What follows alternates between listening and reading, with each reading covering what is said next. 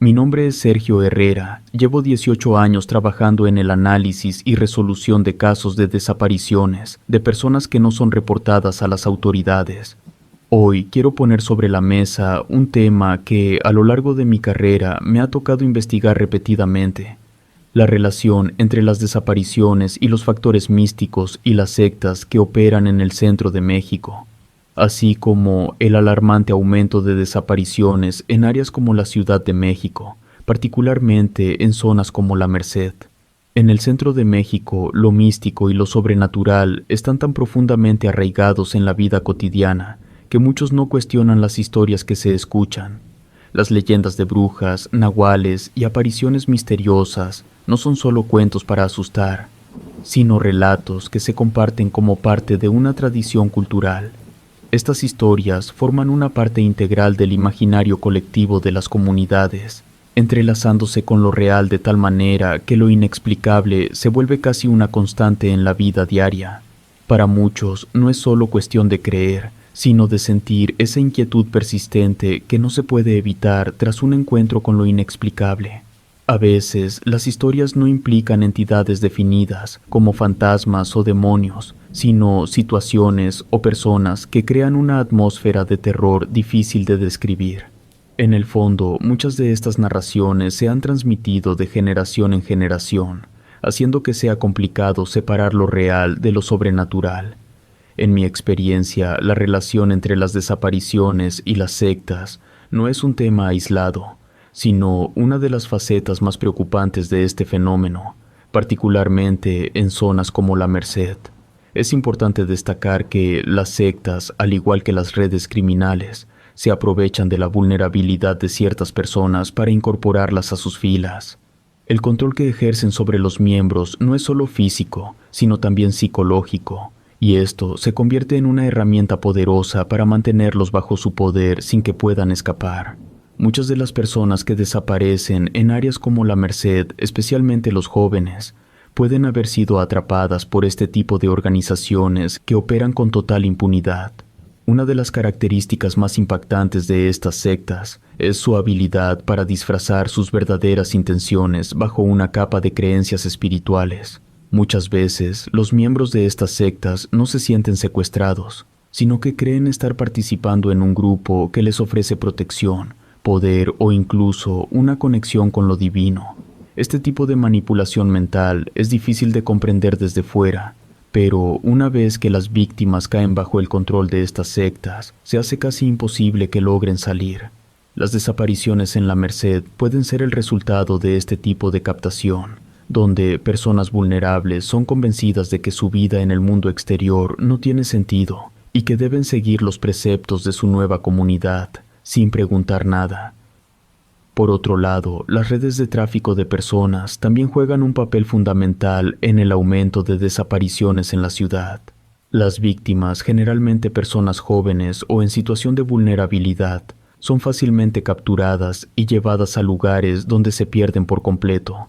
Esto se ve con mayor frecuencia en zonas de alta concentración de personas, como en los alrededores del mercado de La Merced, donde la multitud puede ser utilizada como una cortina de humo perfecta para que las víctimas sean llevadas sin que nadie note su ausencia. La información que he recabado, junto con los testimonios que he obtenido de algunas víctimas que han logrado escapar, muestra un patrón claro. Las desapariciones en estas zonas están vinculadas tanto a la trata de personas como a las actividades ilegales realizadas por las sectas. Algunas de estas personas son utilizadas para trabajos forzados, otras para prostitución, y algunas son llevadas a lugares donde se llevan a cabo rituales de carácter místico. El factor común es que una vez que estas personas caen en las redes de estos grupos, sus vidas pasan a ser controladas por completo. Las autoridades, al no contar con pruebas contundentes, se ven limitadas a tomar acciones, lo que agrava aún más la situación. En cuanto a la desaparición de adolescentes, es un fenómeno particularmente alarmante. Estos jóvenes, que en su mayoría tienen entre 12 y 16 años, son extremadamente vulnerables a caer en las manos de los traficantes o ser captados por las sectas. Las motivaciones para que estos grupos se centren en jóvenes son variadas, desde el deseo de explotar su fuerza laboral hasta utilizarlos en actividades más oscuras, como sacrificios o rituales. En algunos casos, las sectas logran captar a estas personas ofreciéndoles una falsa promesa de protección o poder, lo que hace que los adolescentes caigan fácilmente en sus redes sin dudarlo. Este es un aspecto crucial que debe ser atendido con urgencia, ya que el destino de estos jóvenes es, en la mayoría de los casos, desconocido, y no existe una forma clara de rastrear sus paraderos. El creciente número de desapariciones, especialmente en áreas como La Merced y otras zonas como Venustiano Carranza y Cuauhtémoc, resalta la gravedad del problema. No solo estamos hablando de un aumento en la cifra de desaparecidos, sino de una crisis social y de seguridad en la que muchos se sienten atrapados. La falta de información clara, el miedo a denunciar y la desconfianza en las autoridades se combinan para que estas personas se pierdan en las sombras de la ciudad, donde sus casos permanecen sin resolver. Es importante recalcar que el fenómeno de las desapariciones en la Ciudad de México no es solo un problema de crimen organizado o de redes criminales, también es un reflejo de una sociedad que por diversos motivos ha permitido que estas organizaciones operen sin control. La falta de medidas efectivas, la corrupción dentro de las instituciones encargadas de investigar estos casos y la indiferencia de muchas personas hacia lo que ocurre en las zonas más vulnerables de la ciudad contribuyen a que las desapariciones continúen aumentando sin una respuesta clara. Los números oficiales pueden dar una idea general del problema, pero sabemos que la realidad es mucho más compleja. Las desapariciones en La Merced, por ejemplo, podrían ser mucho mayores de lo que las autoridades están dispuestas a admitir. Muchas veces, las familias de las víctimas no se sienten cómodas denunciando el caso por miedo a represalias o porque simplemente no saben a dónde acudir. Esto crea un vacío en las estadísticas, lo que dificulta una visión precisa de la magnitud del problema. Lo que está claro es que este fenómeno es el resultado de una serie de factores que incluyen la pobreza, la vulnerabilidad social, la falta de seguridad y la presencia de organizaciones criminales y sectas que operan en las sombras. La Merced, como muchas otras zonas de la Ciudad de México, es un reflejo de un problema más grande, uno que ha crecido con el paso de los años y que sigue siendo ignorado por muchas personas fuera de las áreas afectadas. Para entender mejor la desaparición frecuente de personas en La Merced, es importante considerar los eventos históricos que han marcado la zona, y uno de los más significativos fue el trágico suceso del 11 de diciembre de 1988, cuando una explosión devastadora dejó una profunda huella en el mercado. Este evento, aunque aparentemente un accidente, ofrece una visión sobre los factores que pueden estar involucrados en las desapariciones que ocurren en el área. En ese día, una explosión ocurrió en un puesto de fuegos artificiales en las calles Ramón Corona y Corella, en pleno corazón de La Merced. La explosión fue provocada por una persona que, en condiciones imprudentes, fumaba cerca de una carga de material pirotécnico que estaba almacenado en el lugar. La fuerza del estallido fue tan grande que provocó la muerte de 60 personas, mientras que otras 65 resultaron heridas. Aunque algunos testigos sugieren que la cifra real de víctimas podría haber sido mucho mayor, la devastación fue masiva, afectando no solo a las personas, sino también a la estructura del mercado, dañando aproximadamente la mitad de las instalaciones del mercado y destruyendo varias bodegas adyacentes, así como otros comercios cercanos. La magnitud de la tragedia no solo se debe al número de muertos y heridos, sino también a la forma en que la explosión arrasó con todo a su paso. Según los reportes oficiales, 61 personas murieron, pero algunos testigos sostienen que esa cifra es considerablemente menor a la real. Uno de los factores que alimenta esta desconfianza es el hecho de que las autoridades no han proporcionado detalles claros y han minimizado la extensión de la tragedia. Lo más impactante de este evento fue la desaparición total de una cuadra entera del mercado. Es importante entender que esta cuadra desapareció literalmente del mapa. Todas las personas que se encontraban en ella, sin excepción, sufrieron heridas mortales y en muchos casos, quemaduras tan graves que no pudieron sobrevivir. Aquellos que estaban en las cercanías tampoco tuvieron tiempo de reaccionar, y muchos perecieron instantáneamente por la magnitud de la explosión. Durante la investigación hablé con varios testigos que estaban presentes en el mercado ese día, y sus relatos nos proporcionan una visión más clara de lo que realmente ocurrió. Sofía García Martínez, una mujer que trabajaba en el mercado, recuerda cómo la explosión afectó sus sentidos de manera devastadora. Ella perdió temporalmente la audición por el estruendo del estallido, aunque estaba a una distancia relativamente segura del epicentro de la explosión. Eso no la libró de verse atrapada en el caos que siguió a la detonación. La estampida de personas tratando de escapar fue tan intensa que Sofía fue empujada y golpeada mientras la multitud huía desesperadamente. La magnitud del desastre solo se hizo evidente para Sofía cuando vio a las personas corriendo, envueltas en llamas. Según ella, al menos 8 personas corrían por el mercado completamente quemadas, intentando escapar del fuego que se expandía rápidamente. Este fuego no solo consumía a los cuerpos de las personas, sino que también se propagaba por el mercado, alimentado por los materiales inflamables de los puestos y las personas que en su afán de escapar solo lograban extender las llamas. Esto convirtió lo que ya era un desastre en un sueño aún mayor. Leonardo López González, otro testigo de lo ocurrido, ofrece detalles importantes sobre lo que sucedió en la zona cercana a su local, ubicado a 150 metros del lugar donde ocurrió la explosión. Leonardo relató que, en medio del pánico generalizado, vio a varias mujeres jóvenes que estaban siendo retenidas por un hombre, conocido en el mercado como Padrote, en un pasillo entre su local y el epicentro de la explosión. Este hombre, consciente del riesgo mortal al que se enfrentaba, decidió que prefería arriesgar la vida de las mujeres a que alguna de ellas escapara y lo denunciara a las autoridades. El testimonio de Leonardo nos ofrece una visión sombría sobre las dinámicas que ocurren en la Merced.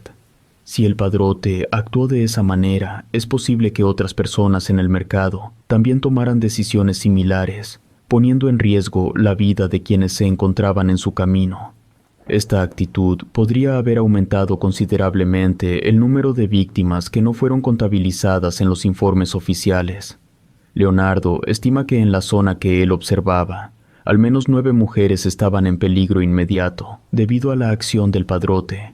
Extrapolando este escenario a otras partes del mercado, es razonable pensar que el número de personas que murieron en esa explosión sin que sus casos fueran registrados oficialmente podría ser mucho mayor.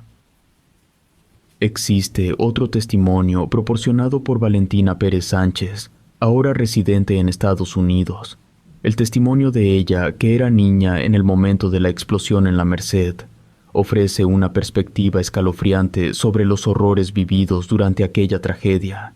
Aunque su padre no sufrió daños físicos, el impacto emocional que experimentó al rescatar personas y, sobre todo, al descubrir a un niño atrapado entre los escombros, cambió su vida de manera irreversible. Valentina recuerda cómo su padre, tras llevarla a su casa para ponerla a salvo, regresó al mercado para ayudar en el rescate de las víctimas. A pesar de que rescató a muchas personas, su relato sobre el niño atrapado en la alcantarilla no solo es perturbador, sino que también plantea una impactante pregunta sobre lo que sucede en la Merced con los desaparecidos. El padre de Valentina, tras escuchar el grito de un niño mientras revisaba los escombros, siguió el sonido y llegó hasta una alcantarilla. Allí encontró una escena macabra, varios niños muertos, entre ratas, sangre y aguas negras. Solo uno de ellos seguía vivo, y fue este niño el que había llamado la atención de su rescatista. Al intentar salvarlo, un hombre lo detuvo, indicándole que no se metiera en problemas y que dejara al niño allí, dejándolo atrás. El padre de Valentina, obedeciendo, se fue sin poder hacer nada por el niño. Este suceso, especialmente el hecho de que el padre de Valentina no pudo salvar a ese niño, le dejó una huella tan profunda que, según su hija, tuvo sueños durante 2 semanas. El trauma lo llevó a tomar la fatídica decisión de quitarse la vida. Este desgarrador testimonio deja entrever algo mucho más siniestro que un simple accidente. La presencia de niños en situaciones extremas dentro de la Merced, quizás más frecuente de lo que se piensa, y probablemente en condiciones mucho peores de lo que la gente se atreve a imaginar. Valentina, al compartir la experiencia de su padre, ofrece una pista crucial para entender la desaparición de las personas en la Merced, especialmente de los niños. El hecho de que al menos un niño haya terminado muerto en las alcantarillas revela un patrón mucho más oscuro que está enraizado en la historia reciente de la zona.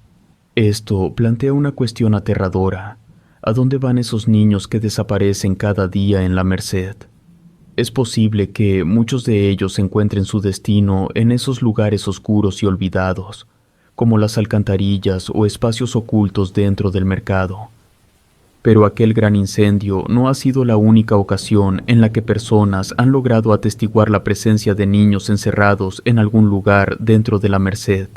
A lo largo de los años han surgido testimonios de personas que, al perderse en el intrincado laberinto del mercado, han reportado haber llegado a áreas que parecen abandonadas, sin anuncios ni vendedores, pero con una extraña atmósfera que para muchos resulta impactante y extraña. En esos lugares han encontrado niños sin explicación alguna, sin que nadie pueda ofrecer una razón lógica de su presencia. Estos relatos contribuyen al misterio que rodea las desapariciones en la zona. A este respecto, otro testimonio relevante es el de José Martínez, quien compartió una experiencia perturbadora que tuvo mientras realizaba compras en la Merced. Durante su visita, unos delincuentes le arrebataron el celular, un teléfono nuevo y costoso, y decidido a recuperarlo, José comenzó a perseguir a los ladrones.